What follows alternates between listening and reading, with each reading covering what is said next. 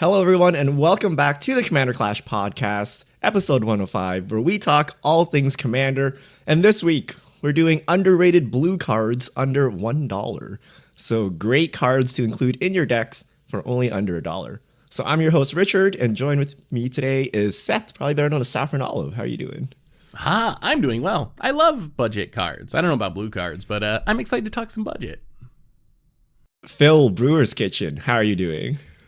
Hey, I even love blue cards and I love budget, but man, do I love playing blue cards.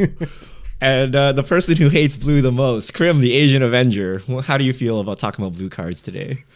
I just want to get it over with so we can get to green. You know, I want to beeline right to green. My favorite. All right, before we get into the cards, today's show is brought to you by Card Conduit, the easiest way to sell your Magic cards. Card Conduit lets you skip all the typing, time, and work associated with buy listing. Their curated service lets you send in as many cards as you want with buy list value of $1 or more, and you pay just a 5% service fee.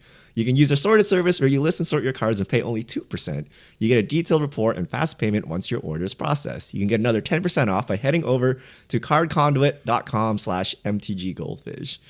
So thank you, Card Conduit, for supporting today's show. You can send in your Tarmogoyfs, replace them with valuable blue cards that we're going to talk about today. So, blue cards under $1. I'm going to start things off, and I'm going to come in hot. It's 10 a.m. here. We're going to get spicy immediately.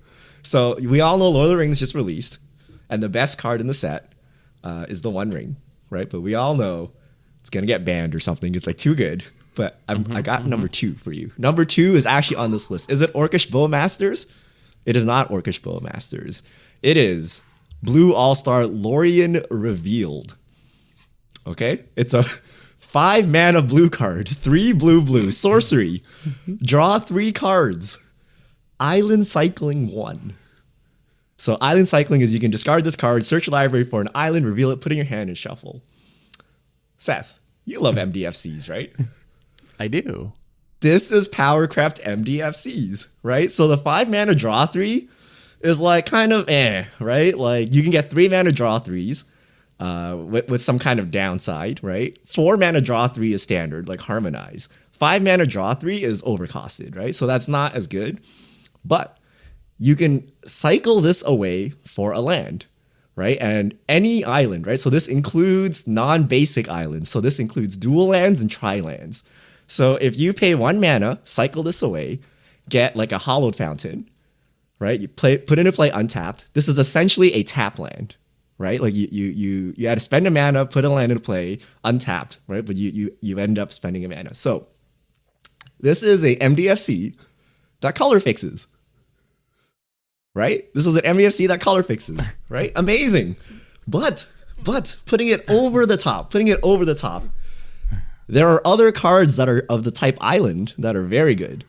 And the best one would be Mystical Sanctuary, right? That's the one that if you have 3 islands or more, it comes into play untapped. And if you do, you can return an instant or sorcery to the top of your library from your graveyard.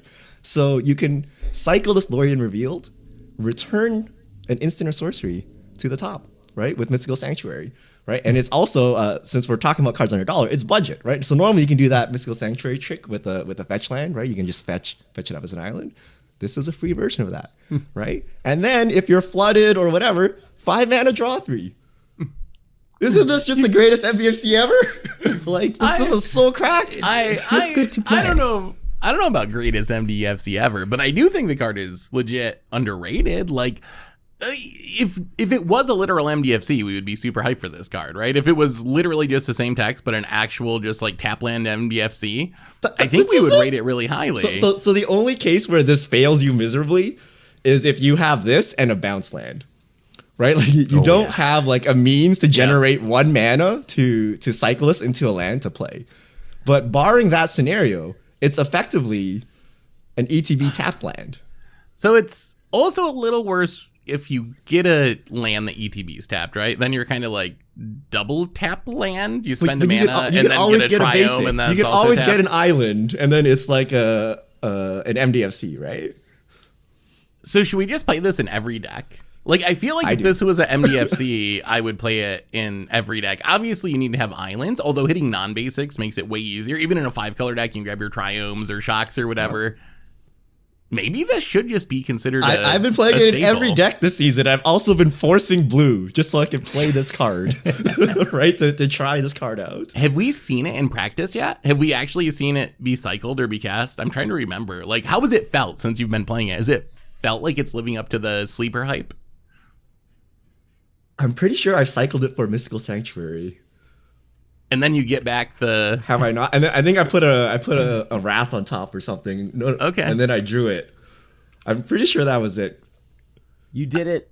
Well, I know I Last Mystical game. Sanctuary for a Wrath and drew it, but was it from a Lorien Revealed? I'm pretty sure it was from Lorien Revealed, but I'm not 100%. But I've been playing it every deck this season because I am convinced it is an MDFC, and it is an MDFC you would put in a 5-color deck.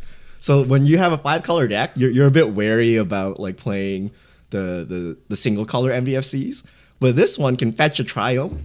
You would have a double tap land, so that's not ideal. But you could actually get a shock land, and that's actually just a ETB tapped dual land at that point, right? And 5 mana draw 3.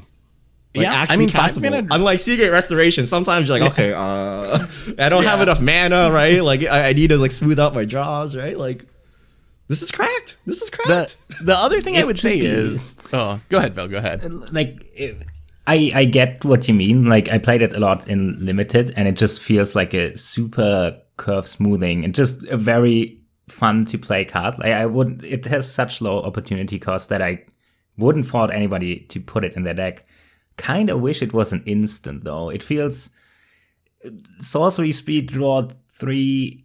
I mean, it's good in Limited is a bit rough, but it's probably also good in Commander.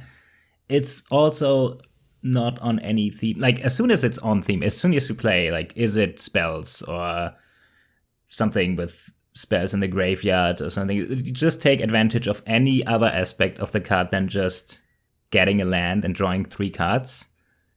Then I would play it for sure. I wouldn't fault anybody to play it. 25 cents, that is a pretty good deal for a card like this. Comparing it to an MDFC, it doesn't work with stuff like Explore, where you play extra land drops and stuff. It kind of does. Well, it does, right? But- Because yeah, but it you just kinda cycle it does. for a land and then play that Yeah. extra land. I just feel like calling it an MDFC is... You might be It's right, but it literally the feels same. wrong. I know. You I know. can't- like it has the same downsides in the sense that like if let's say you're trying to draw lands off the top, like you have a Courser of Kruphix or something, and it's sitting on top, it's not a land, right? But same with MDFC, it doesn't count as a land when it's in You that could form. play it on top. Like the only problem is the one I outlined where you actually have no available mana to actually pay for it. So like a turn 1 play, you can't play this on turn 1. Whereas like you could technically Balagad Recovery as a land on turn 1, untap, play Mana Dork or something, right? You can't do it if you're holding a Lorien Revealed. Same with like bounce land shenanigans, right? But outside of that, like very narrow case, it's an MDFC. As long as you can afford untapped lands, right? And everyone can afford basics, right? And you can probably have shock lands in your deck anyway. So now it's a dual colored MDFC, and you can actually grab a Triome if you want to, right? So it's an MDFC, Seth. It's an MDFC. It's this- I think the MDFC comparison is actually dead on. Like I'm a believer in this being MDF. Like it takes a little bit to wrap your head around, but I actually think Richard is right that it does play very similarly to MDFC in like 99% of cases. There's like always going to be fringe situations where like the comparison doesn't hold up, but I think it's close enough. And if you told me there was an MDFC that was harmonized for 1 more mana, I would totally be on board. So I think Richard is actually right that I should just play this in essentially every deck. It goes up in value even more if you have, like Richard said, the Mystic Sanctuary to hit. Although it's also worth mentioning, it's always weird when you talk budget cards and then the cards that you want to get with the budget card are expensive, like Triomes or Dual Lands or whatever. It's worth mentioning, though, that one thing Wizards has done recently is start printing common dual lands with the land types. There's like the snow lands that are dual lands and they're commons.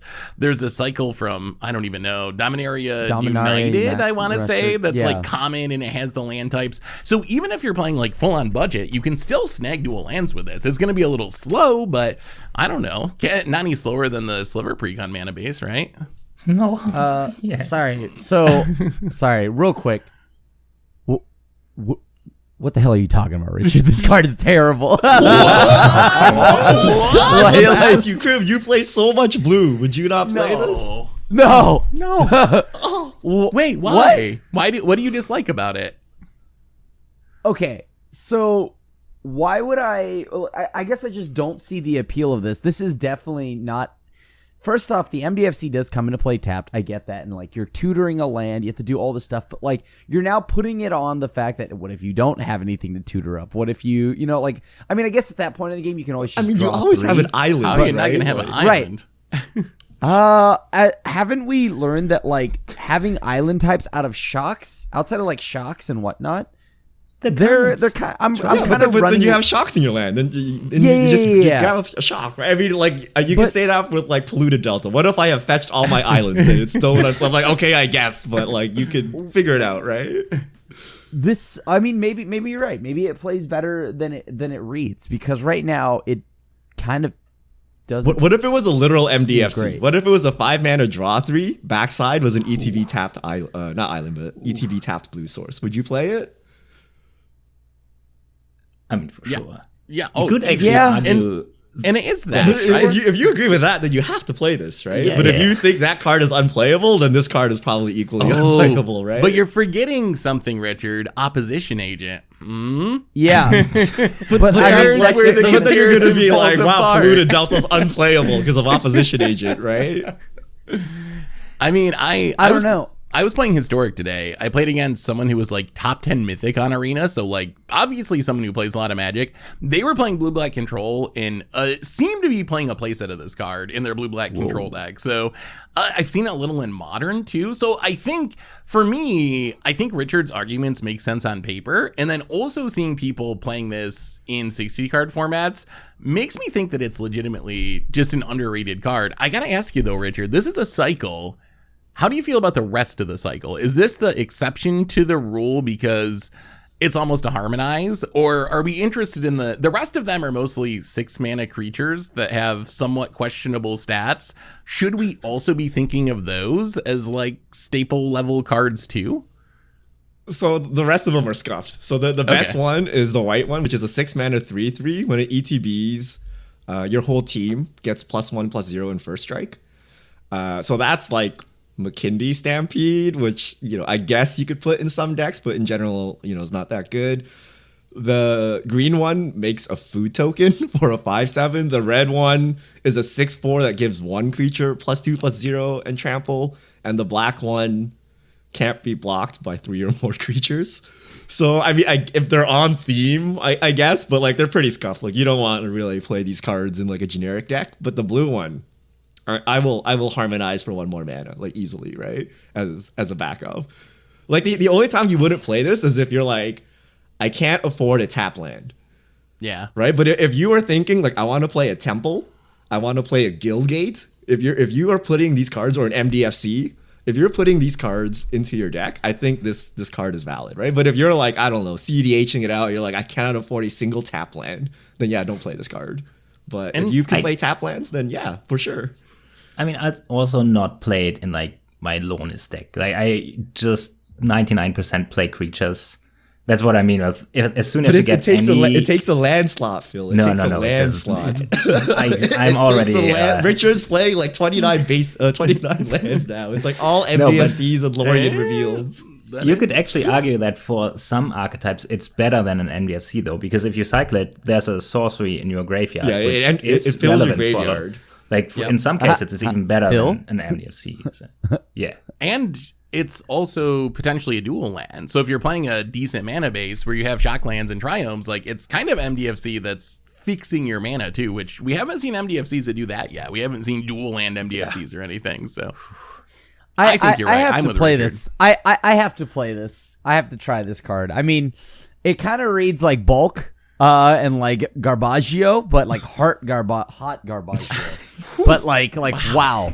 I will try. This is the Tomer argument for Ondu Inversion, right? He's like, why would I pay 8 mana for a sweeper when like Hour of Revelation exists at 3 mana, right? And you're like, that's true, right? Like you can draw 3 cards with like a Harmonize, which is like, people consider barely playable, right? But it's actually a land that does this, right? So people play like a Temple or a Guildgate. You're playing a tap land for a Scry one.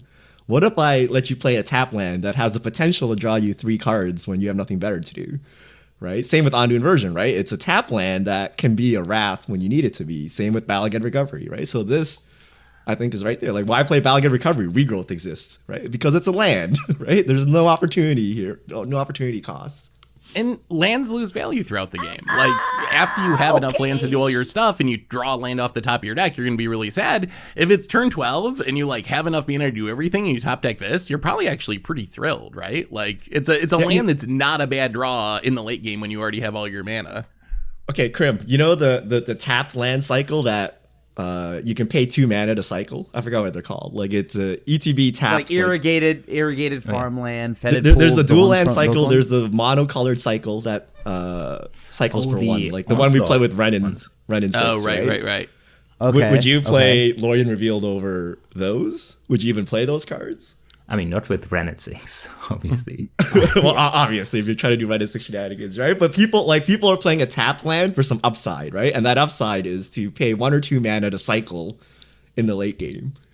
Would you rather not pay 5 mana to draw 3 in the late game, right? Yeah. I guess, yeah. All right, we're working Okay. on Crib. We're gonna break them. We're gonna break I them. gotta. Okay, of the cards, like like this is like, it's definitely like a reasonable, I guess, like thing. Like I just gotta play it. I don't know, something about it. God, doesn't- if there was a tier list right now, I'd be stamping S on it. I'd be stamping S on this baby. Do you cut a land for this? Like, do you use it Yeah, as an... I cut a land for it. Oh, wow. So I I mean, usually I play- treat it the same way as MDFC. Like maybe I cut like Yeah, half a okay, land yeah. for it, right? That's like maybe what I not mean, a full land, like depending on what the rest of my mana base looks like. But it's basically a land, right? I'm like, if I was really trying to draw cards efficiently, I'm not paying 5 mana to draw 3, right? It's really like a land that can draw cards. All right, Yeah. Phil, what do you have for us? So I got a card here that is in a lot of my decks, and it might be good in your deck as well. And it's pretty cheap. Oh, it's actually on the cusp here of the budget. It's exactly $1. Literally $1. Yeah. Ethereal Investigator. 4 mana, 2/3 flying. When it enters the battlefield, investigate X times, so you create a clue, where X is the number of opponents you have. So usually you create 3 clues when it enters the battlefield. And whenever you draw a second card each turn, you create a 1/1 flying spirit token. So if you sacrifice a clue, you get a spirit if it's your turn. If you sacrifice the other 2 clues in one turn, you get another spirit. I play this card, maybe it might be a little niche, but it is a pretty low-key card, and some people might not have it on their radar, and it might fit your deck. So it fits my Lonis deck, which is treasures and artifacts, because it creates treasures. But then it also fits my Manios Kalga deck, which is based around drawing your second cards and creating tokens and drawing cards. And it creates, it's such a good card in this deck as well. Then it's a flyer, a spirit. You can, it does so many things. It creates flying tokens, clue tokens, artifacts, a lot of permanence. It just does so much. And 4 mana might be a lot. But if you're dawdling, man, what a value-packed card. I don't even know. It's just fun to play with. That's all for this list for my cards, actually. It's nice how it kind of snowballs with itself a little bit. Like you make the clues, and then the clues you can crack to be your second card during your next turn or whatever, even during that turn to triggering it the spirit. Its stats aren't great though. I feel like this is a card for me that I don't know. Richard's card, I could see jamming in any deck, and it's probably good. I think with Ethereal Investigator, I really want to be kind of like you were saying around a theme. I want to be spirits. I want to be clues. Sure. I want to be tokens. I want to be draw a second card. If you're one of those themes, though, I think this card's probably really strong. And just looking at EDH Rec, it seems like most people aren't even playing it when they're on those themes. Like, people aren't normally playing it in like Lan is and in those decks. So I think it actually qualifies as a sleeper because those decks it seems perfect for, right? Like, why wouldn't you play it in a deck that's built around clues or tokens or spirits? Yeah, especially if you trigger the second ability just randomly, then it's pretty good. Yeah. I definitely like it for like I think it's a fun little like it's a very fill card. Yeah. It's a very fill card. So It is. like I do like it. I think it's interesting. It does come in at the 4 slot. So I do worry that like that outside of spirits, I probably wouldn't play it, but like yeah, like it's definitely sweet. I kind of forgot it existed. Yeah, I think you definitely need to play a token deck. I'm not even sure I would play it in spirits. I would have to play it in like a clue deck or something, like something that requires that 3 investigate. Because even in spirits deck, it's kind of really slow to make the spirit tokens. But yeah, if you have a token deck and you can take advantage of both tokens, like you have like doubling seasons or whatever stuff like that, right? Then it becomes good. But 4 mana 2/3 is not great.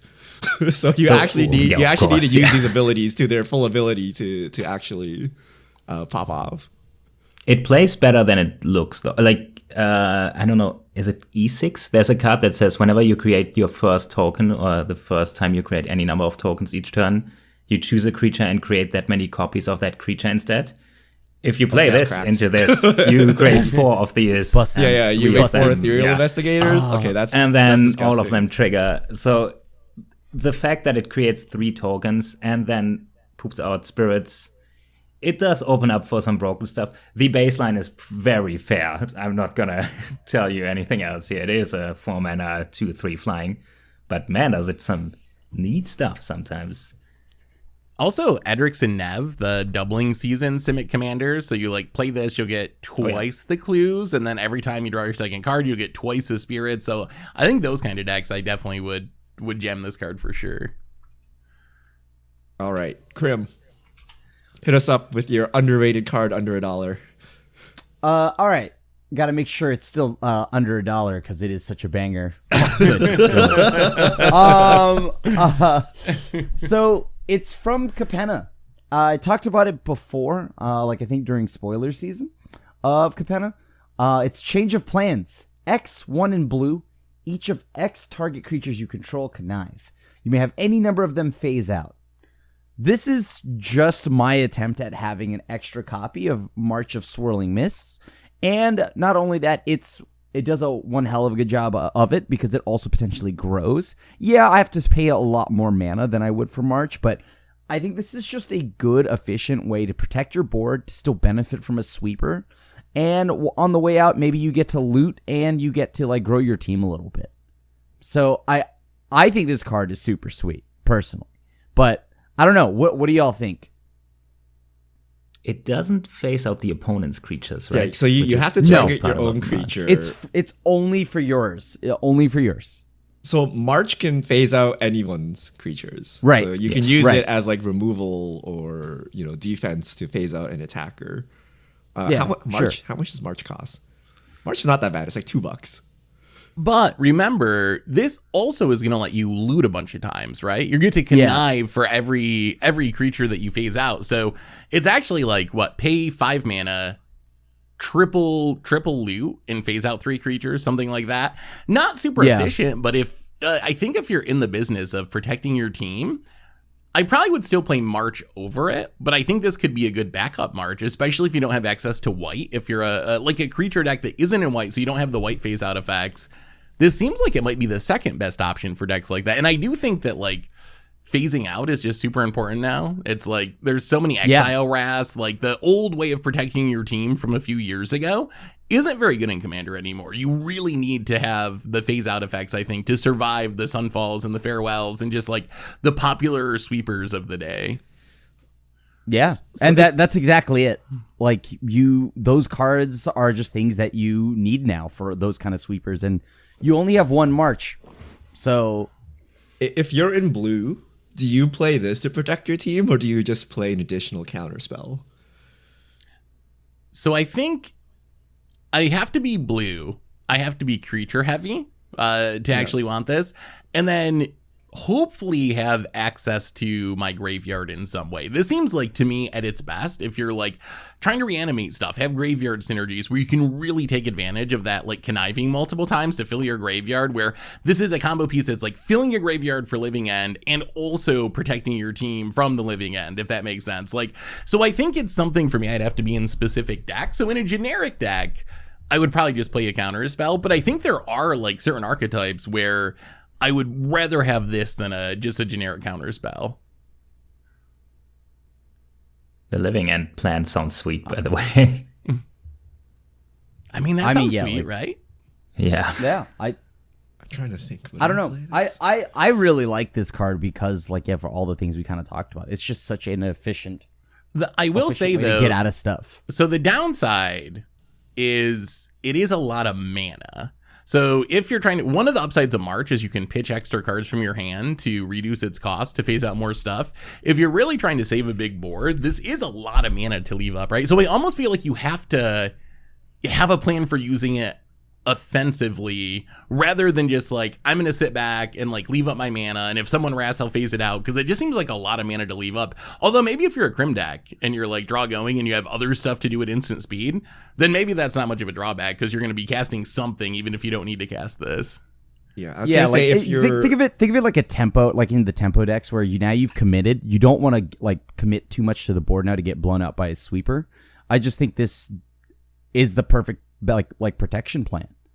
Like a draw go deck that also plays creatures. So something like spirits, something like rogues, fairies, or something, where if someone wraths, rather than countering it, you just phase out your team and get a one-sided wrath for yourself. But you actually have sufficient mana because you were planning on flashing in spirits anyway. Whereas March is better if you're kind of tap out and attacking. Like you can leave up one mana to protect your team. But this one is like really expensive. So I think a draw go, so like fairies, rogues, spirits, those type of decks, I think this is actually pretty sweet. That's precisely what what deck it's going in. All right, Seth, hit us up with the card. This one blows my mind that this card is still under $1. Is this underplayed? I'm checking right now. It sees a bit of play, but it's nowhere near as much as it should. I think it's maybe, I want to say 4%. Maybe it's less than 4%. Maybe it's 2%. What's the percent, Richard? We're talking about Thieving Skydiver, by the way, which I'll read momentarily. 2%. 2% of decks. Thieving Skydiver, 2 mana, 2/1 flyer, so fine stats to start with for a little aggro, chip in for some damage creature. It's a Merfolk rogue. Most importantly is Kicker of X. When it ETBs, if it was kicked, you gain control of target artifact with converted mana cost of X or less, so mana value of X or less. If the artifact's equipment, you even get to put it on Thieving Skydiver. So what this is in practice is, you don't want to cast it for 2 mana. At 3 mana, it's cast this and steal a Soul Ring. At 4 mana, it's cast this and steal any 2 mana rock, essentially. And then you get some extra upside that you run into an equipment deck, you run into someone else that's playing artifacts, and you're able to yoink those. I think that this card should just go in essentially every deck, right? To me, this is an S tier card. You get the upside of dealing with specific powerful artifacts and hosing the equipment deck, but its floor is someone's gonna have a mana rock. This is one of the strongest ramp spells, I think, that you can play in mono blue, because not only are you putting yourself up mana, you're putting an opponent down mana, and you're getting a body on the battlefield. So I feel like this should just be an S tier card that you can play in literally any deck from 5 color to mono blue. And I don't know why it hasn't caught on. Why is this under $1? Why is this 2% of decks? Like, why have people not realized how good this card is? Yeah, I stole a ring with it. It was in Historic Brawl, full disclosure. I didn't play Commander since the ring dropped. But it is an answer for the ring. And if they tapped it a bunch of time, you're going to get so much mana. I also stole Sword of Fire and Ice with it, equipped it right away. Countless Soul Rings. Why is this below $1? It's so for contrast, it's actually $1 exactly. It's not $1 on EDH Rec, like a true staple, like Counterspell, 43% of decks. Cyclonic Rift, 31% of decks. Somehow Mana Drain is in 16% of decks, even though it's like pushing $50 or whatever. Like Swan Song, 17%. Like those are what like true staples look like. Even Muldrifter is like 8%. So 2% is actually like very not played. And I think Seth is right. This card is insane. And like even if you literally do nothing, it's a 2-mana 2/1 flyer. It's like Yeah. actually It wears appropriately equipment, costed. Flips the dowsing And dagger. when you like the equipment sniping mode is actually like hilarious, right? Like you snipe Colossus Hammer, it's a free equip. Right? You snipe a dowsing fly. dagger, it's a free equip. You snipe a sword of X and Y, it's a free equip. You can target your own equipments, by the way. Yeah. When this came out, I thought it was already a blue staple to begin with, and to be honest with you, like I still agree. I even with that being said, I definitely still feel like I'm underplaying it. Yeah. It's a card where I'm surprised I just don't play it in literally every deck with blue. It's also two of the very popular tribes, like Merfolk and Rogue. Like, well, shouldn't all those players be playing it? Like, why are we still at 2%? I mean, yeah, well, it's in my Rogue deck, obviously, right? It's in my Merfolk deck. That's like no questions asked there. But yeah, like I am so shocked at the fact that I feel like I just don't play this enough when I should be playing this infinitely more. Yeah, I forget about it sometimes too. Every once in a while I remember it and it goes in all my decks for like a month and then I forget about it again. But I feel like I should put this in quite literally every deck. And I think it might even be correct to just count it as a ramp spell. Like when you're building a blue deck, can you just count this as a ramp spell? Because how often are you not going to have a mana rock to steal on turn 3 or turn 4? It's going to be pretty infrequent, right? In a game of Commander. Yeah. I almost feel like you can just, I guess Somebody turn 4, will have there might not be a something. Soul Ring. So I almost feel like you can just count this as one of your ramp pieces. So if you're worried about like, oh, it doesn't fit the theme, like you're playing Cultivate, you're playing Farseer, like you're playing Arcane Signet, that doesn't fit your theme. So like just think of this as a ramp spell and you can throw it in any deck and justify it. It's also permanent, right? Like if Thieving Skydiver Yeah. dies, you still keep the thing. So Yeah. like, if you take a Soul Ring and someone just creature mats, like you keep the Soul Ring, which is also It's- kind of disgusting. It stage dives so hard that it also has flying randomly. All right. I'm next. Okay, this is a Richard special. Okay, I still can't believe such an old card from Weatherlight is Tempest is under $1, and it's Capsize. It's 1 blue, so 3 mana Capsize instant buy back 3, which means when you cast a spell, you can pay 3 more mana, and when you do, when it resolves, put it back in your hand. And then its ability is return target permanent to owner's hand. So, in my opinion, this is like Generous Gift or Beast Within, but cracked because it's a win con, right? And it gets value, right? So it's temporary removal. So if someone's swinging lethal at you or something, you bounce it for 3 mana. If you have more mana, you can actually return this to your hand and use this as your literal win con, where you're like just bouncing things off the board. You can also use its bounce ability to gain value. Like you can bounce your Skullwinder back to hand. You can bounce your Bajuka Bog back to hand. You can bounce your opponent's Bajuka Bog so that they can replay it to remove a graveyard. So I actually play this in lieu of Beast Within and Generous Gift when I'm playing with these colors. To me, it's basically removal that doubles as a win con, that doubles as a flex slot. So I'm surprised it's $1. And I know you all love Richard's late game Capsize lock, right? Like, if I have a Capsize, I have like 12 mana, like you're doomed. We love that? Okay. I do? cannot show Capsize. If I show Capsize, I'm dead, right? Like I gotta hide it until the very end. And then you can just start end of turn, bouncing 2 things, untap, bounce another thing, like swing for lethal. So it's removal that doubles as a win con. That's actually a reasonable win con. I used to play this in every control deck, in every single deck that had blue in it, and I don't know. Maybe it's just like it seems kind of mana inefficient nowadays. Maybe that's why. Like this was a card I've loved and I've played a lot of. I don't know why I don't play this as much anymore. I think. At the end of the day, it just came down to I can kind of just bounce it back and, do the whole buyback thing like a million times over. But it never feels like I'm doing anything efficiently. Doesn't it just feel a little mana inefficient? It doesn't need to be inefficient. on the receiving it end, doesn't need to be feels efficient, pretty right? bad. It's closing out the game. I gotta say, I guess, yeah. Yeah. Capsize is one of the most brutal cards to lose to. A similar one is Forbid. That's buyback, discard 2 That's cards. that was also on my list, but that's $2. I just That's recently $2. cut it from a deck because the deck has infinite mana and infinite card draw at some point, and I thought, oh, Forbid is cool because then I can just counter everything. But that's just the most brutal win con ever, and I thought, well, I actually don't want my friends to hate me, so just combo off, but don't say, I'm gonna counter everything now. That's brutal. And Capsize is along the same lines. It's shocking that it's just $1 because Grim is right, it feels kind of bad if you pay for it and will pay 6 to get it back, but the receiving end is brutal. It feels so bad to know that your opponent has a Capsize and a lot of mana. Ooh, that's a bad situation. Pretty good call. I don't play it. It feels so bad to get locked out by this. I'm curious. I'm glad Phil mentioned like not wanting his friends to hate him.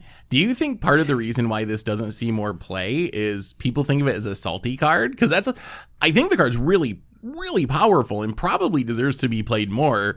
But like, is it one of those cards that people don't put in their deck because they think it's too brutal?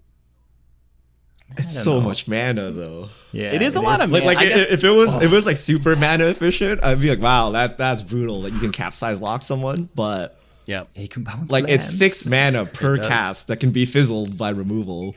I think that keeps it back. I don't know. People salty about Cyclonic Rift. It's like 7 mana, right? Like I mean, I guess you could get salty about capsize locks too, right? I mean, it's guess- hard to actually lock people, right? But it's easy to say bounce 2 things. You're like bounce Ghostly Prison, bounce Propaganda, swing for lethal, right? It's actually kind of difficult to like bounce all your lands. Like you actually have to have like a lot of mana, and the other guy has to be doing nothing to actually lock them. But it prevents like the biggest 1 to 3 things on board. Yeah, and that's It's- doubly true in it- Commander, where there's 3 opponents. Like, capsize locking someone in, like, Pauper was a legit thing people did for a while, but with 1 opponent, it's way easier than with 3 opponents. That's a lot of mana necessary. There is a threat I of like it. activation though. As soon as people know that you have it and you have 6 mana open, they're probably Yeah, not going to yeah. play their 6-drop that does something next upkeep or something. It's like knowing you have They're definitely going to always beat an you answer. down. I mean, once you show it, people are going to try to Yeah. kill you if you have lots of mana, right? So you need to not show it until it's inevitable. And this makes it inevitable, right? Like people try to stick anything. If they can't interact with it, you remove it and you can prevent yourself from dying. Hitting lands is wild. Yeah. Hitting lands is Just great. like boomerang. I was so close. So remember, what was the $25 budget game? I was so close to just capsizing Crim out of the game. Crim was stuck on 4 lands. I had a capsize of like 12 mana, but like I was being arch enemy, so I actually had to use the capsize to not die. Wouldn't you feel bad if you did? No, it? I was like, you had 1 black source and 3 forests. Like if we killed Seth first and it was just me and Krim, I would 100% just capsize him out of the game. And it would have been hilarious, but I had to waste it on something and it got fizzled. And you can okay. fizzle it by removing the target. That's a Yes. good point. So if the spell fizzles, the buyback doesn't work. Yeah. But you're also blue, so you can cycle Lorien Revealed, get Mystic Sanctuary back, put the capsize back on top of your library, and keep going if you need to. I think we just got Richard's deck list. That's what happened here. Also goes infinite with Dockside. Not that everything doesn't go infinite sure. with Dockside, but it is a Whoa. combo piece as well if you want to keep Dockside, mounting your we Dockside. broke You want to it. talk combos? It We bounces broke the it. One Ring, right? So you can get the Yeah. One Ring back, get more protection Oh, God. if you need to. Not again. Actually, Not again. you know, with the One Ring, like being everywhere now, maybe it's time to put capsize back in. So you can Do you bounce want to your really own bounce your Skydiver. opponent's One Ring though? No. You want to bounce your own, so you have protection Yeah. forever. okay.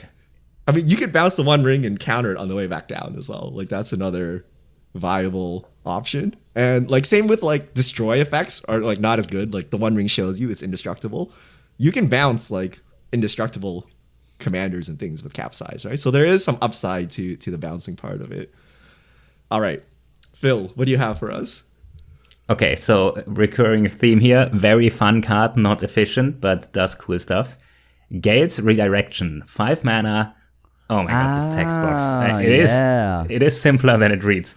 Exile target spell, then roll a d20 and add the spell's mana value.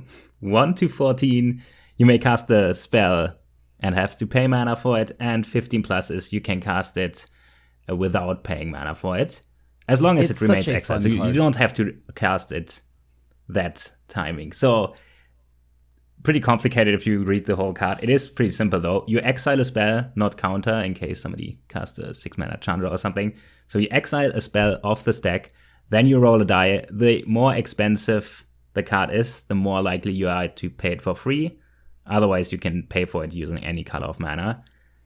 It is obviously not a thing you use to protect your combo with, but if you're like, I don't know, Scarab God, like pass back control, something that has a lot of mana open, then it's fine. I play it in as my only counter in my Omnath deck because I don't. So the deck is centered around fun cards, so I don't play actual counter spell. Man, but this one. I don't feels understand, good Phil. to What does that filter mean? Hey. What is it? It just feels good. Oh, to just, no. Counterspells are fun. It just feels good to hide behind this card. Like you feel like a bit like Cryptic Command in Modern back in the day when you said, "Oh, you can't lose the game, the turn where you cast a Cryptic Command." This one's like, if it's getting too worse, I'm just gonna steal whatever is bad, and then I'm the problem. If you, sure, you might. Hey, it's just so cool to steal crazy stuff with it. I guess you can counter a counter spell with it if you want to protect your combo, and then you have another counter spell just as a backup, but I'd usually use it to counter, not the commander, by the way. You should not counter commanders with it. It's not that good. It is very fun though, and very cheap. I think this is the best version of this effect, right? Like I this do think so it's too, yeah. Actually kind of a nostalgic card. I remember when I first started playing Commander, do you remember like Desertion. Spelljack or like Desertion? Yeah, like, yeah. Those like expensive, but I get to steal the thing counters. I used to play those in a lot of decks just because it is a really cool effect. Like you feel so good when you get someone with them. Yeah, you're trying to like leave up 5 or 6 mana and it's super inefficient and you're probably actually losing more than you win because you're leaving up so much mana. But when it works, it's like such an awesome gotcha style moment. So I think if you want those effects, this is just the 2023 edition of them, essentially. Like the upgraded version, it gets around can't be countered effects because it's exiling it rather than countering it. You're often going to be able to cast the thing for free, I think, most of the time. Like when you want to hit an expensive spell with this, you're going to be kind of sad if you're getting a 2-drop or something. So you're trying to hit a 5 or 6 or 7-drop. So unless you're really unlucky with your die roll, there's a good chance you're going to be able to cast it for free. So I like it. I don't know. I don't like leaving up this amount of mana. I'm just not that much of a draw go player, so I tend not to play cards like this, but it does feel really good when they work. This is the Phyllis card I've ever seen. It's like stealing my spells right off the stack. You get to save that card, right? Like you don't have to cast it immediately. Yep. You can cast it like 5 turns later if you want. Countering Unfortunately, a everyone counter with this knows is good. what that card is. Yeah, but you can snipe a counter spell. I don't know how you're gonna snipe someone's counter spell with 5 mana and the spell you're trying to cast, but you could. You're on top of the world if you're doing all of that at I mean, once. my But own like deck you can ramps snipe an like omniscience or something. Oh, yeah, Like, Omnath can there's do a it. lot like an eerie ultimatum or something. So there's a lot of things you can snipe. 5 mana is rough, but I don't know. Are you gonna play around? I guess people will play around this. I don't know. 5 open mana is sketchy. If you're the Scarab 5 God open and mana. you usually keep up that much mana or something with an activated ability, Yeah. you can fake it out a little bit, but otherwise just randomly keep up 5 mana and 2 blue. I mean, The sure, reason you're why gonna this have is such something. a fill card is because it plays probably best, as you mentioned, in your Omnath deck and in Yeah. Simic. Yes, Because get a lot of mana. you've got so much mana like that you're clearly just not playing you're not playing a fair game, right? You're so far ahead of everybody else that 5 mana is like 2 mana, right? So this is very good in that kind of deck. 5 Yeah, mana it is very fun. Is the new 2 mana. For Simic players, it is. Ask a Simic player what it's like to actually spend 5 mana on curve. They'll never know what you're talking about. I like it. Here's a question: is this the best like big counter spell? Like, would you Sublime play this? I Epiphany don't is- know what big counter spells there are. Like Cryptic is one, right? It's 4 mana. You counter, and I guess you could draw or bounce. This seems better than that. There's like Mystic Confluence. You can draw and then start mana leaking Sublime people. Epiphany should be the Sublime best ones. Epiphany. Yeah. Sublime Epiphany, that is 6 mana though. I also kind of like the treasure more than one. a I don't really play that one, but the one that makes treasures equal to the spell's mana value, I think that one's actually kind of decent. There's one that makes top dust as well. Ooh, Yeah, 'cause it's that's Mana that drain card's that you pretty store good. up the mana, yeah. I like Mana Drain. I'll It might try be that though. out. This might be the best one. Sublime Epiphany is more powerful, but 6 is more than 5. But Sublime Epiphany does everything. 6 and 5 are basically the same at this point. Yeah. Sublime Epiphany does a lot. Oh yeah. How The much is best case Sublime is Epiphany? insane. Does that More than fit our $1. budget? I checked. Yeah, it's like It feels on $4 or top $5 of or it. something. Yeah. That's not too bad. Okay. Krim, what do you have for us? All right. So it's weird. I keep bringing up cards that I may or may not have recommended before. Consuming Tide, which is it's 2 blue, and it's from like Midnight Hunt. It's a sorcery. Each player chooses a non-land permanent they control. Return all non-land permanents not chosen this way to their owner's hands. Then you draw a card for each opponent who has more cards in their hand than you do. This is like going to be, for the most part, yeah, people are going to keep their best threat. But if you're playing like a certain style of deck, let's say you have a capsize or a spot removal or something, right? You are able to, it's so cheap that they can bounce everything back. And like, this is the perfect kind of control play style where maybe the only thing left behind is like my Planeswalker, right? Like this is exactly the style of card I want to be playing with in that kind of game.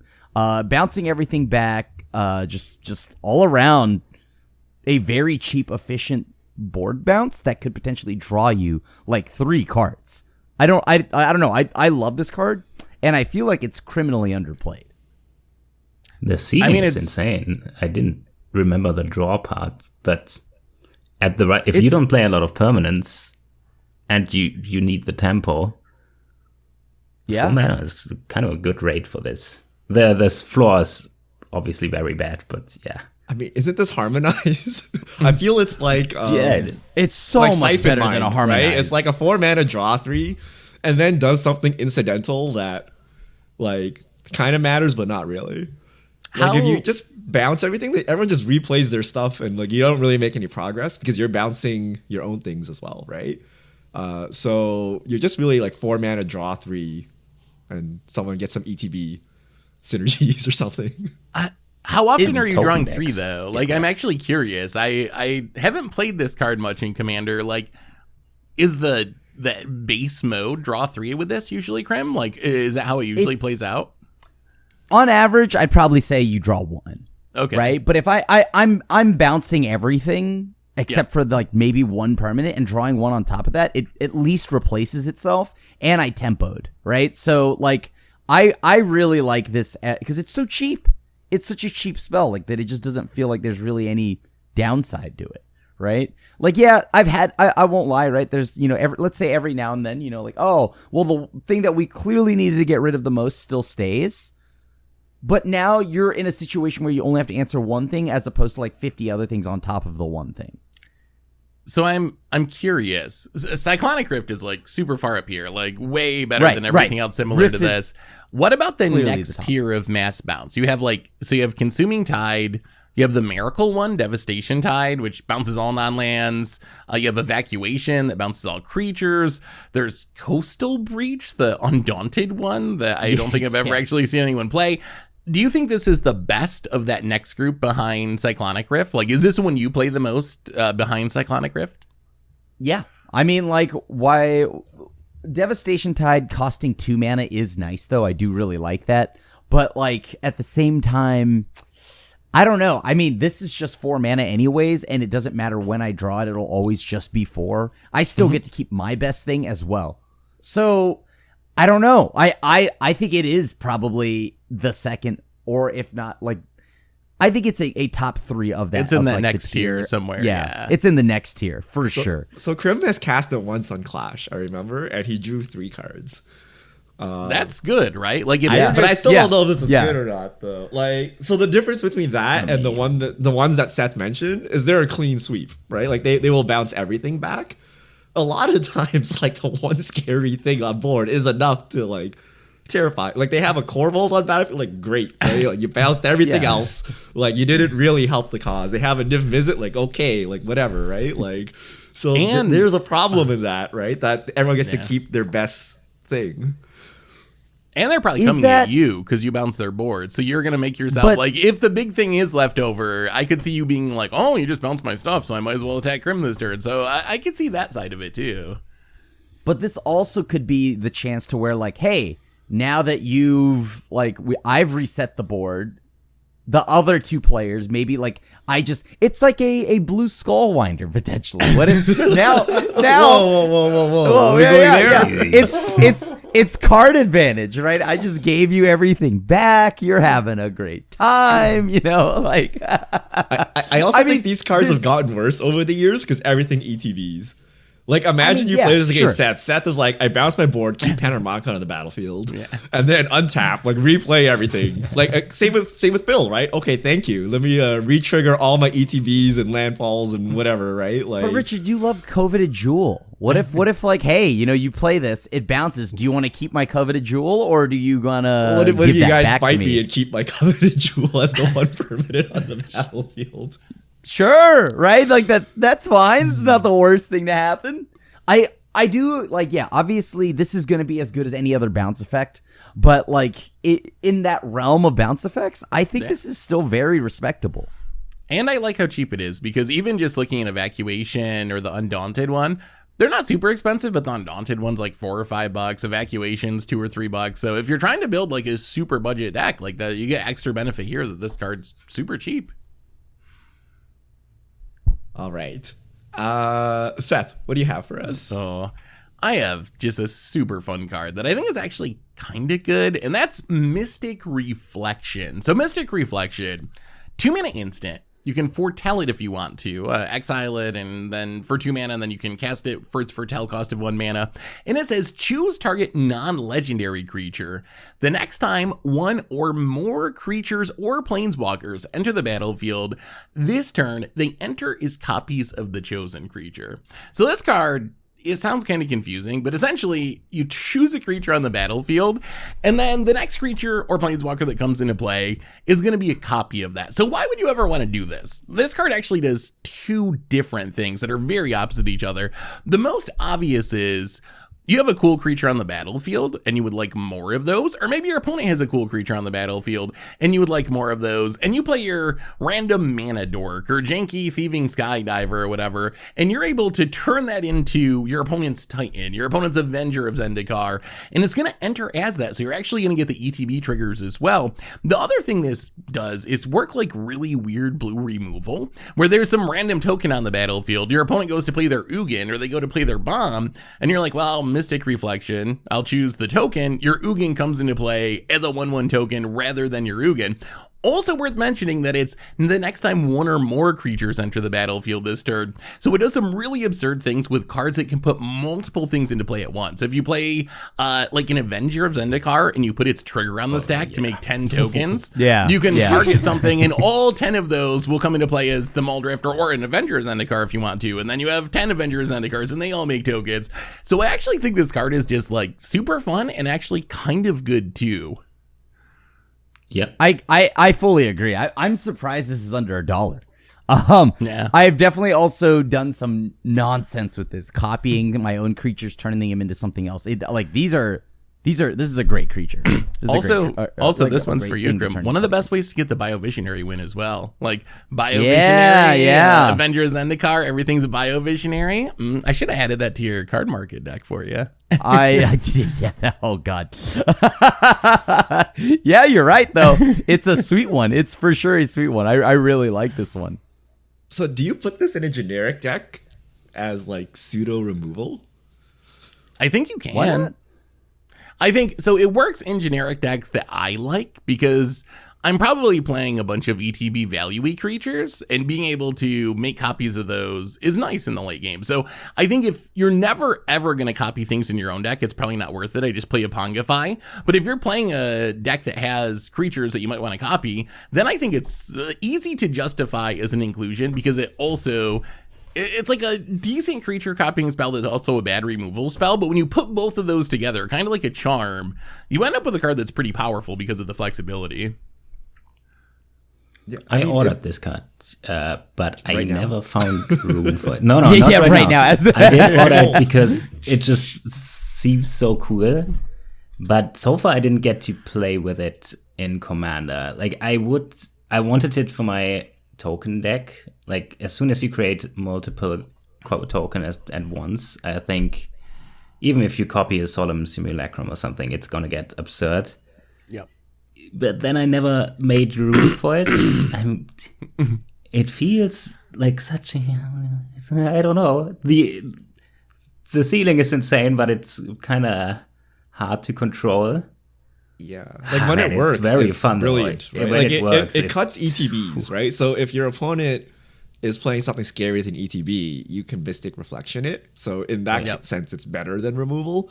But also, like if the thing you're scared of is on the battlefield when you draw Mystic Reflection, then like you are super sad. It reminds me kind of like what's that black force where it's like destroy all. Was it creatures Force of that Despair. ETB this turn? Despair. Force of Despair. Yeah, It's like, does anyone exile. play that? Like, it's so I conditional, played right? that. Like, you Yes. gotta have it at the exact time. And, like, that's the card, only yes. spot that you can play, right? So I'm scared that this is, like, too conditional that, you might not have it when you need it.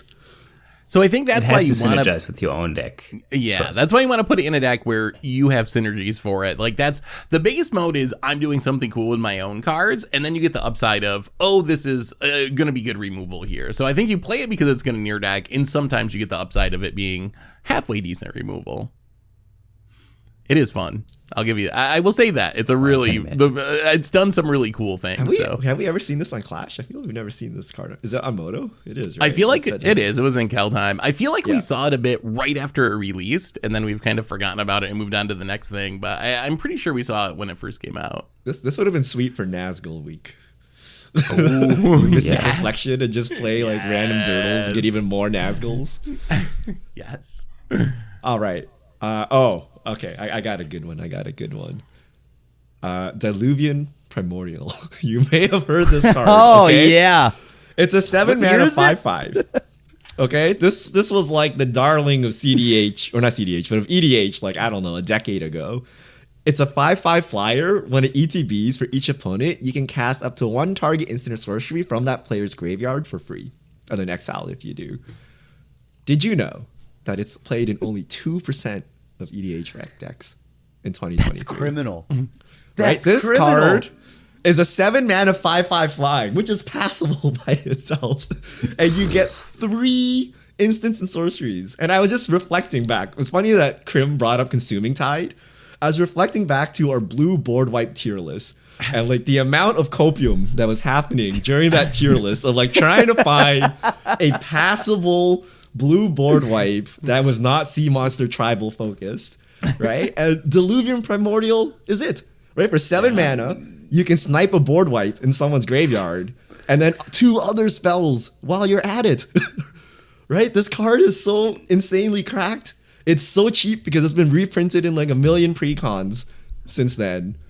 Like, I don't know how much more value you need, and it's gotten stronger in 2023 because all of our sorceries and instants are stronger, right? Yep. So now I get 3 2023 instants and sorceries from graveyards on top of my 5/5 flying body. It should go in every deck. It is sweeper number 1, right? Rather than playing cope bounce sweepers, right? Just play your opponent's sweepers.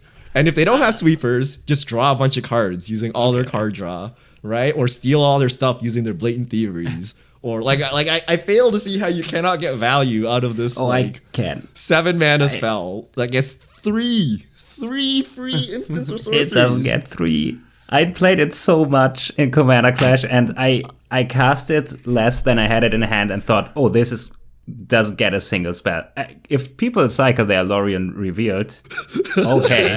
But I remember having it in hand at least 2 or 3 tech. times. Is it because you like soul Well, rigged like, into Arcade Signet into Teferi Maybe. and you're like, it's turn 2, Maybe. where is the sorceries, guys? I just would bank on the opponents having relevant spells. You might snipe a ramp spell, sure, maybe a swords or something. I mean, 7 mana, 5/5, triple rampant growth. I take every time. Sure. I don't know. It's not true. It's weird because I read the card and said the same thing. Like, oh, this goes in every deck. And then I played it a couple of times and I stopped playing it because it whiffed. It's weird. Is it Maybe Farewell's might be fault? small. Maybe we don't have graveyards anymore in 2020. Yeah, this might be it. But I remember testing it and thinking, why doesn't this work? Because in theory, it should be insane. But in the case of a pretty small sample size, just the games I played with it, and then when I drew it, and then situational, whatever. But the times I had it, I think one time I cast it and it was absurd.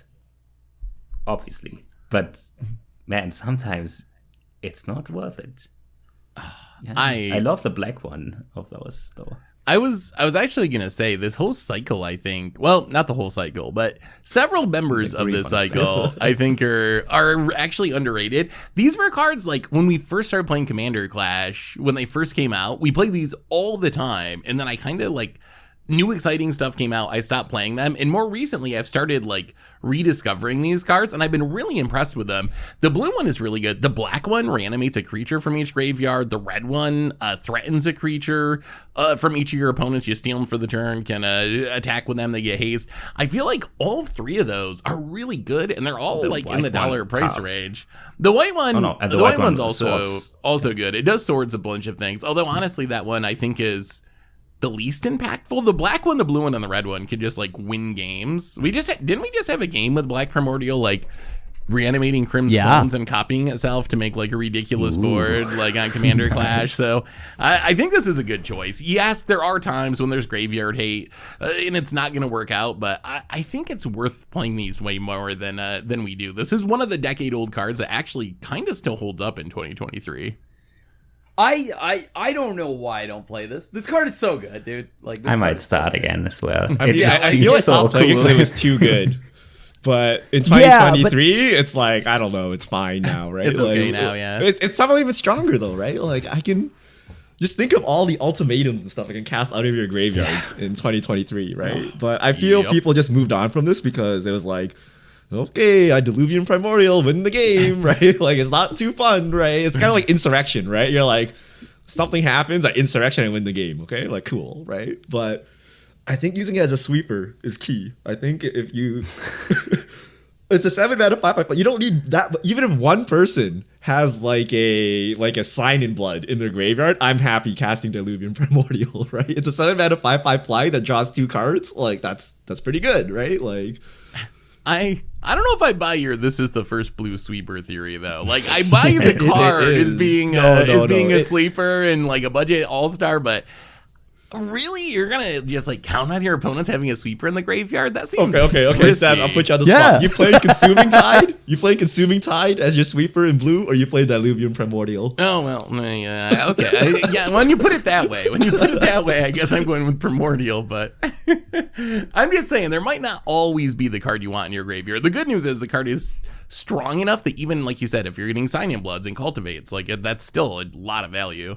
Like, it helps you dig, you can draw cards, it's a blocker, so even if it's not the sweeper, like there's no sweeper to grab, it can help you get to a sweeper. And I would 100% play this over like all the Cope blue options for sweeping. like those sweepers don't even sweep half the time, right? Like I might as well get some value while I'm not sweeping with the Diluvian Primordial. Okay. I mean, yeah, like we should be playing this more. We should be playing this more. Yeah. This card is sweet. Yeah. What you need to do is play the black Primordial to reanimate the blue Primordial to then like loop back the black Primordial somehow, like clone the black Primordial again and like just go nuts with it. The black one is more controllable though. I play it with a lot of edict effects in Jadar, and there's always creatures there because I kill them first. With the other one, some decks just don't play. I already got Crim on board, but Sword and Body in mind. No. Right? I mean, Richard, are you just building my deck? Your opponents, and then you Diluvian Primordial them. Boom. You're literally just building my deck right now. I need you to calm down. No, Seth, no. I would totally play it. Seth's not a believer. Not happening. Krim was ahead of his time. Okay, Yeah. thought he was. We're just discovering new sort of body of mind synergies like every day. You know, I'm just saying, you don't gotta convince me on anything sort of body and mind related. I'm already there, Richard. I'm already there. I'm already there. Phil, what do you have for us? Okay, I got a card that is just very efficient and funny. It's called Weakness Protection. 1 blue enchant creature is an aura. Enchanted creature loses all abilities and is a green-white citizen token with base power and toughness 1/1 and is named Legitimate Business Person, which might have affected my choice here. So it is one of these Frogify, Darksteel mutations, Kenrith's transformation, one of these, kind of like Oubliette as well, stuff that shuts down the commander without them being able to recast it. This one can attack and block, which is worse than others. It is only 1 blue mana, but if you're in mono blue or like Izzet probably doesn't really have these effects except for Frogify or something. It is pretty efficient for 1 blue. It's like, it is just, if your deck has a lot of card advantage, you might just be able to throw this in as a pretty efficient removal spell and snag some commanders with it. They can block. Just full disclosure, calling it Legitimate Business Person is certainly a reason why I like this card. But I mean, the name is enough, right? The flavors just are great. hilarious, yeah. It is pretty effective though. Like in mono blue, you kind of gotta reach for your removal. How do you guys compare this to like Pongify or something like that? So this gets rid of commanders permanently. Pongify doesn't. This leaves behind a 1/1. Pongify is what, a 3/3. So this is leaving behind a smaller creature. Pongify, though, is instant speed. This is an enchantment. How do you weigh those? Like, should we think of this on like a similar tier? Because I think Pongify or like Reality Shift, those are like the #1 blue removal spells, right? Is this in that same level, or should we think of it that way? They're not exactly the same though. Yeah. Right? Like, yeah, they are the same if you just put it under the like umbrella of removal. Right. But legitimately, that is a pun. Like, I think that these effects, like as Tomer calls them, I think tether effects. Yeah, where he mentioned where it's where you lock a commander down, and which is huge for some decks. Like that, sometimes it's better to not kill something. Right? It's better to make it lose all of its abilities. But then there's the instant speed elements of Pongify that you just sometimes need, right? So, though they're both removal, they're actually not the same card. These are different answers. This is closer to Imprison in the Moon or like Darksteel mutation. So in blue, That's Imprison in the Moon more is like 3 mana, enchant land creature planeswalker. It becomes a colorless land with tap, add colorless. Yeah. So the problem with Witness Protection is if you snag a commander, they can just like sack their creature, kill it blocking, or do something to get it back and to unlock it. So Imprison in the Moon, the problem is you ramp them. So I don't know which one's better, but like it's harder to get rid of Imprison in the Moon than it is to get rid of the Legitimate Business Person. So I don't. But is that bad? Is that even a downside? Like, 'cause isn't that worth it though? Because then they expend their turn, their resources, or finding ways to get rid of their own commander. It is tempo, pretty much. That's what I mean with you gotta have card advantage in your deck. You're kind of giving up tempo for this. Like the commander is gonna come back, but they gotta work for it, and you only paid 1 mana for it. Yeah, and it's funny. It's such a good rate that like, I don't know. I think it's worth it, right? Like, yeah, sure. Kenrith's transformation or whatever draws you a card, so it replaces itself. Yeah. That version is obviously like probably the best version of it. But like, still, this is only 1 mana. I mean, I think it's good. I definitely think it's a good blue removal option. I do like that it can lock down a commander forever. Just how long that forever actually ends up being in practice is, like Richard said, it could be sacrificed. It also, as an enchantment, can be killed, like by enchantment removal, unlike a Pongify or something. But the efficiency is hard to beat, right? And the flavor is just so good that it kind of makes me want to put it in a deck just for that. Like the flavor is way better than any other blue removal spell. Also, you mentioned Imprison in the Moon. That's under $1 now too. It's been in a couple of commander precons recently, so that's another one. If you're looking for for like blue removal that can get rid of things sort of permanently, I think that's also in the list with Witness Protection. I don't like this card. That's It's one old. mana enchantment, Swords to Plowshares. It's- Imprison in the Moon hits planeswalkers. Of course, and lands Richard doesn't on like top of it. Would you? I'd rather just play a bounce spell or like phase out or something, right? Like if, like the instant speed aspect, I think is very important. But even if this like flashed in, like it still only hits It's- creatures, It's right? still like targeted removal. yeah, you can use other spells that get like. What does Reality Shift say? Does that target anything? No, just creatures. It's just creatures? Oh, that's Yep. kind of sus. I'd be like, Cyclonic Rift bounce? Right? Well, You could do yeah, that. Cyclonic like Rift 2 is mana better. version. Sure. Yes. 2 mana version better. though, I right? mean, You gotta look at it just for commanders, pretty much. For everything else, Yeah. every other removal is better. But Is the this one, the best blue way of getting rid of a commander?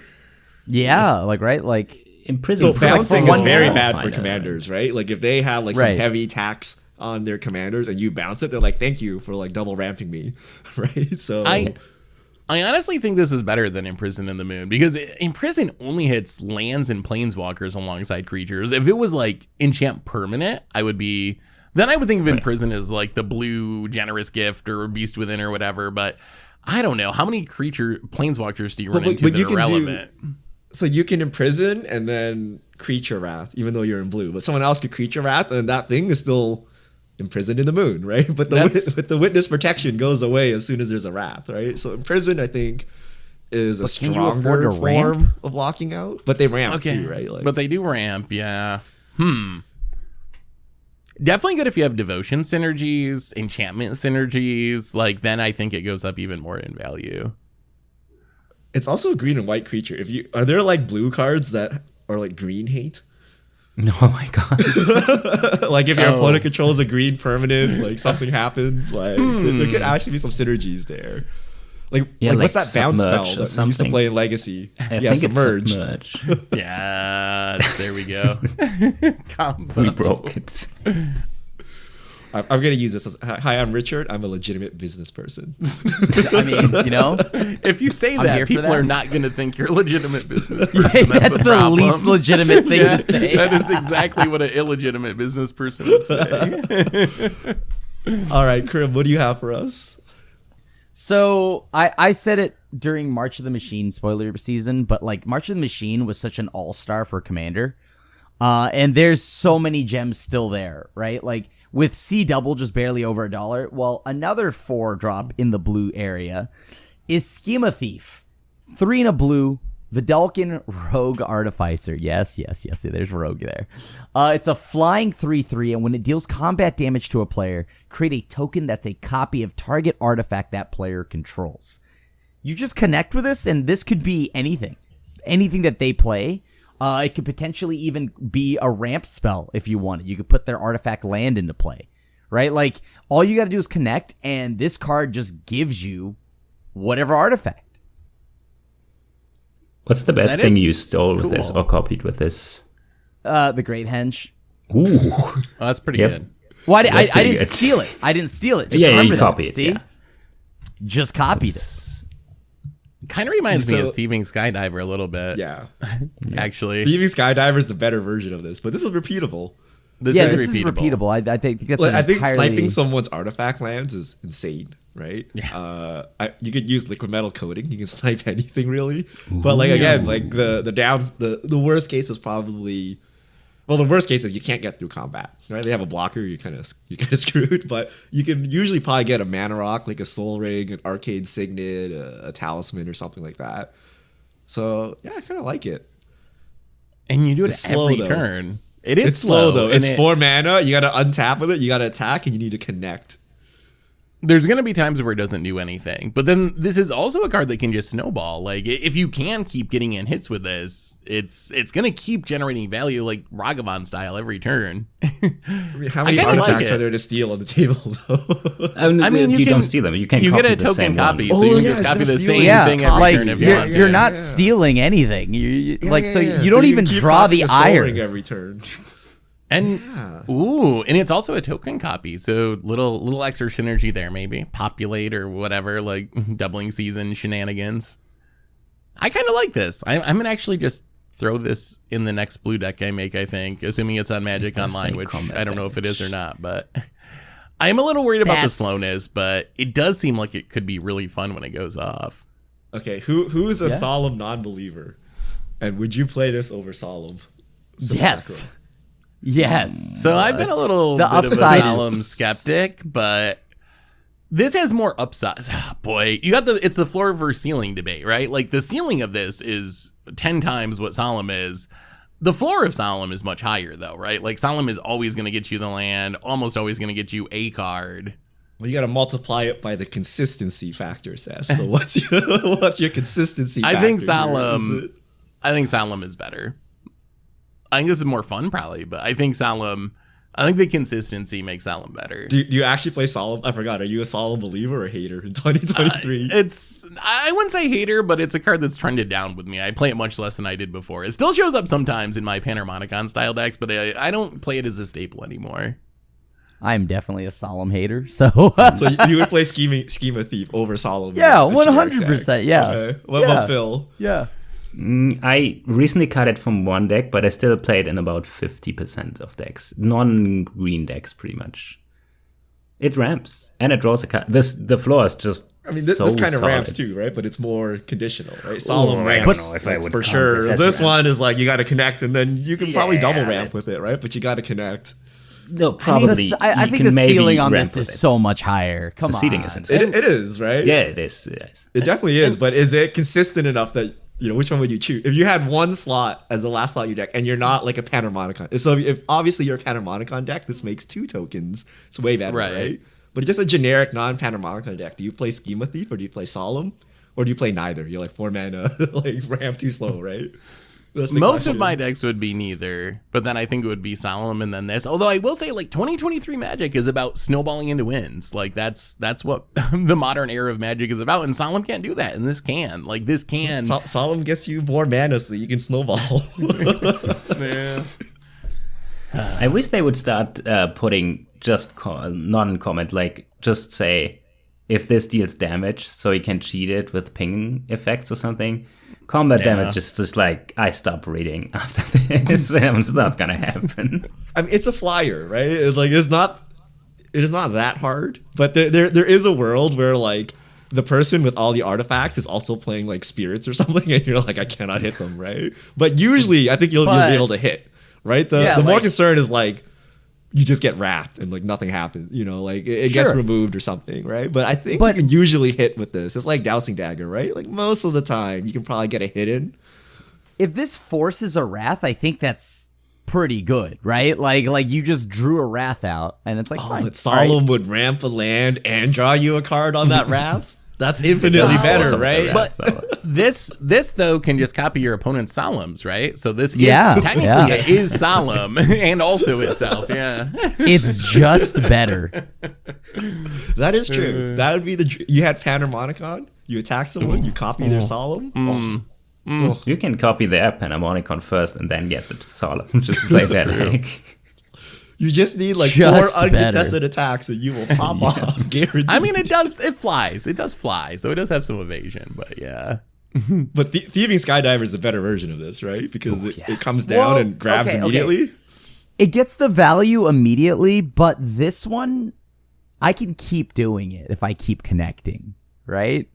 So like this does force an answer out of the opponents. It also doesn't steal, so it makes people less likely to interact with it, right? Like if someone casts Thieving Skydiver, I have the Mana Rock, I'm like, I'm going to counterspell this because I want my Mana Rock. Whereas you're like, okay, I don't know, you can resolve this and copy my Mana Rock. Like I'm not going to bother using my interaction. So yeah, I guess there's some trade-offs here. All right. Seth, hit us with our last card.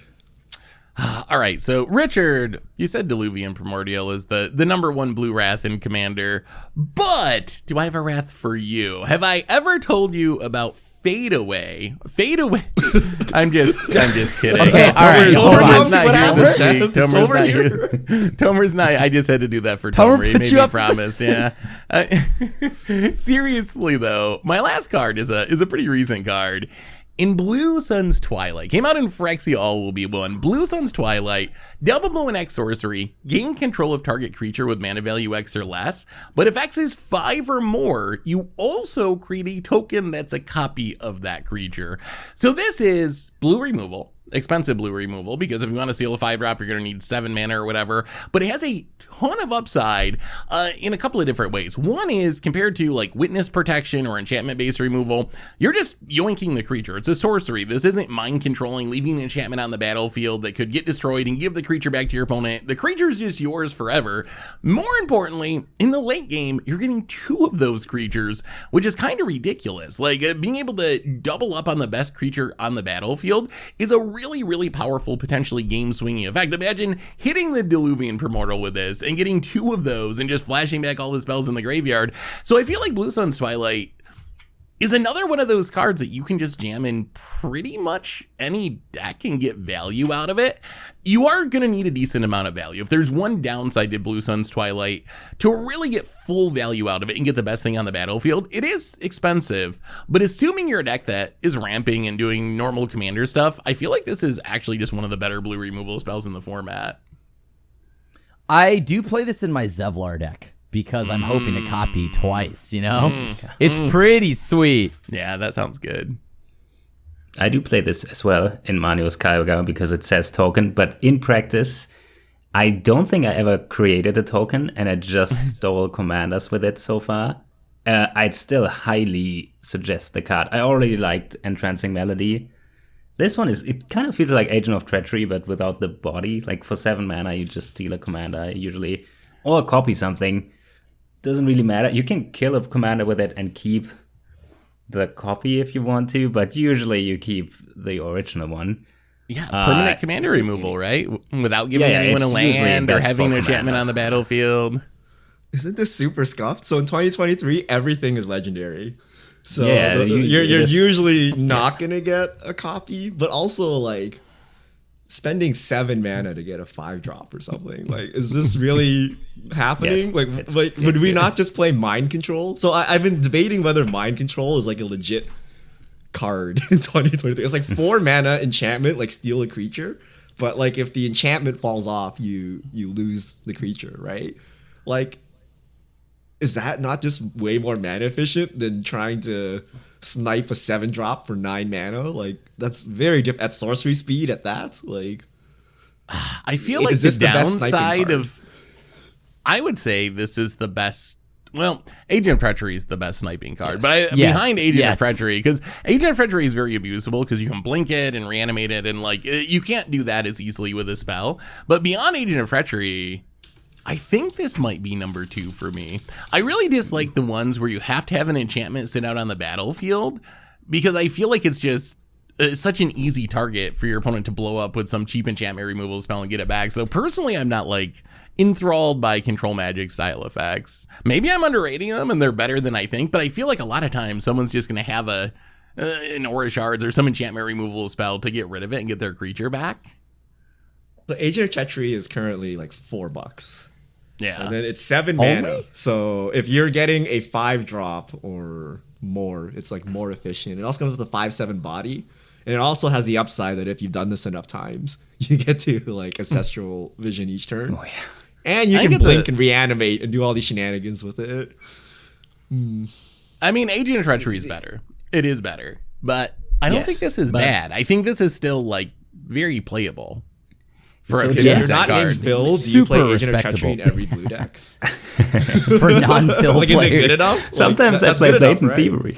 I have found, like, I play it in a lot of my paper decks, the paper decks that I do have, and it kind of makes people salty. So I actually kind of started feeling a little bit bad about Agent of Treachery. Like when I win with it or play it in a command fest or something, people's faces kind of drop and they kind of give you that like sideways glance. So I've actually started to take it out of decks, not because it's bad, but because it like kind of ruins the mood at the table sometimes. Have you noticed that, Phil? You probably play more agents than me. Yeah. Have you ever run into that that problem?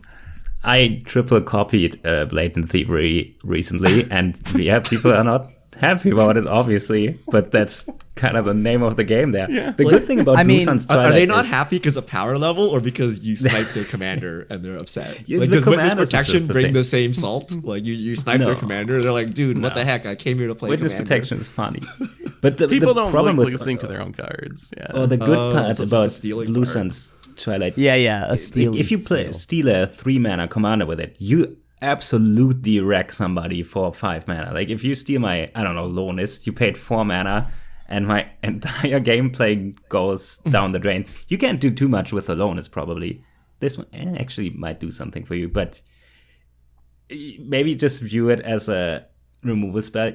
Other upside is you can copy your own stuff with it. You can target your own thing and copy it for 7 mana. Really just scraping the bottom of the floor there, but you can do it if you have a Avenger of Zendikar or something. Sure. It's very flexible. I played this card almost for the meme because it said counter, like token, so I can play it in the token deck. I don't know if I ever kept the token so far. It's always legendary creatures and usually below 5 CMC, but pretty brutal cards. Very salt inducing, I can say that. I don't know why people get salty about it. I've had so many things. It's fun though. It's because it's their card. They're like, I can't wait to play with this in my deck, and they put it in their deck, and then Phil comes along and snipes Yoink. it. Yeah. I mean, Fine. but they should be Stacks. happy, right? Look, he's popping off with the card. The card is good. Yeah, the card's great. I wanted it. That's how I look at it. Like stealing a commander is kind of like stacks. Like I complain about stacks because you can't execute your game plan and you came here to play your game plan. Don't put that But out then if into you the steal a ether. commander, Don't it's put that kind of into the same, the but, ether. hey, my morals are questionable, so it's just, I mean, I at least I admit think it. that's true, right? Like, is that any different than Janeth Magistrate or something? Like, you just Not snipe too someone's much, commander. honestly. Yeah. I mean, it does more than snipe commanders, right? So I think it's easier to justify because it's not like Drannith Magistrate. Really, all it does is wreck commanders. Yeah. This you can play for value, wrecks and then they'll like Flashback or something, accidentally. I don't Oh, you got your adventure. Yeah, I'm toes in the adventure deck. Yeah, well done. Yeah, you did it. This one's if it can make a non-legendary copy, I think its value would go like way up. But I find that anything that makes would use copy it of on my own anything in commander. 2023 is like super scuffed. You're like, well, that's That would legendary. bust it. So like didn't- nothing happens. Didn't you just play Reflections of Lajar or whatever that enchantment was? And Yep. someone did on Commander Clash and learned the the legendary problem. So yeah, that is a real Yeah. concern these days. Yeah, I All still right. like it. I'm actually curious. I actually want to. I've been thinking about mind control and whether that's a legit card or not. And I don't know like how many times it will like get removed. Like you like they instant speed remove it and you are super sad versus like paying more mana to get like the permanent effect. But it's so much mana. You want a 5-drop? It's 7 mana. That's that's a lot. You know of what mana. I forgot about too is just mass manipulation. Mass manipulation Yeah. is 4 blue and That card's double X. Isn't that And, way better? yeah. And it gains control of X permanent. So 6 mana. Why you get wouldn't 1, you 8 want mana, you get 2. redundancy? That's actually more. 82 cents as well. So honestly, if I had thought of that being in the budget range, I might have went with mass manipulation instead. I like that even one. though I still like Blue Sun's Twilight. But yeah, Mass that manipulation might be is even better. More like a Torment of Hailfire, though, from my experience. It's like, oh, you cast it for 20, and then we all scoop. Steal everything, I don't know. It yep. feels like Yeah, that's way better, Blue right? You Sun's cast Blue Sun's Twilight. Oh, it Twilight is. for 20, like nothing really happens, right? But, No, you but if you cast it cast it for for 5 7, and they steal kind of a do the 3-drop. same thing, right? Yeah. I'd I say mean- Blue Sun's Twilight is more like a mid-game card, and it's gravy if you cast it for X equals 5, but steal a low-cast commander and wreck somebody's day. It's very good at that. It's pretty funny, to be honest. Yeah. We're all Unless about it's me. permanently wrecking people's commanders. Yeah. Here, apparently, that's the name of this. Come to the Commander Clash podcast and learn how to wreck people's day. Or steal it. Just imagine the salt from Mass. If you ever salty, that one thing got Oh stolen. God! Oh, Imagine your entire board getting stolen. Just scoop time. I still hate that card from Standard. God, yeah, that is a salty card. That is a good card. Eh. That is a good card. All right, that wraps up our 12 cards. Underrated blue cards under $1. Let us know in the comments if you have any secret tech cards, any staples under $1 that you would play. I'm really interested in the ones you would play without budget. Like they're just cheap and you can play them. Maybe they were printed a long Scheme of time Thieves. ago and reprinted a lot. Maybe they're a brand new card. Maybe it's some lowly common that no one has figured out. Or maybe it's like a combo piece that people don't know what the combo is, right? So let us know in the comments what your underrated blue cards are. And hopefully by the time this podcast goes up, everything's still under $1. But, these cards are so hot. They may have popped up in the meantime, right? Lorien revealed. Lorien revealed. So good. I can't believe you guys are not with me on Oh, this. well, Seth, I'm it's a good show. with you. I'm with you. Seth, this has to be an S. I'm with By ya. the end of like this year, Seth is gonna be like, this is S plus. This is cracked. I probably will be. I'm Once the A One now, Ring is but- banned, this is undisputed top one card in Lord of the Rings. I mean, Bowmasters beats this. Bowmasters in- No. like to bust it. Bowmasters just does damage, like right, like Yep. This That's- draws that's- cards. yeah. This Not gets that back your game plan, right? This furthers your game plan. So I think this is actually above Bowmasters. Like no trolling. I can't tell if you're trolling with that. Okay. No trolling. No trolling. I believe this is the number 2 card in the set after the One Ring. No trolling. Wild. Wild. Number We're going to collect the Okay. stats. We'll see how many times we see Bowmasters popping off versus Lorien revealed. Popping off and draw 3. Yeah, Yeah. popping off now. Consistency. The mystical sanctuary into I don't know, Blue Sun's Twilight. Right? You can do whatever you want with this card. You could draw 3 cards from this list with Lorien revealed. 3 cards from this list. Imagine that. All right, let us know in the comments if you think Richard's trolling or not, and we'll see you back next The week. answer is yes. You have to be. No. I'm trolling as much as I'm trolling about Swords to Plowshares. You figure it out. That's I assume that was The trolling. comments. All right. See you, everyone. See you next week.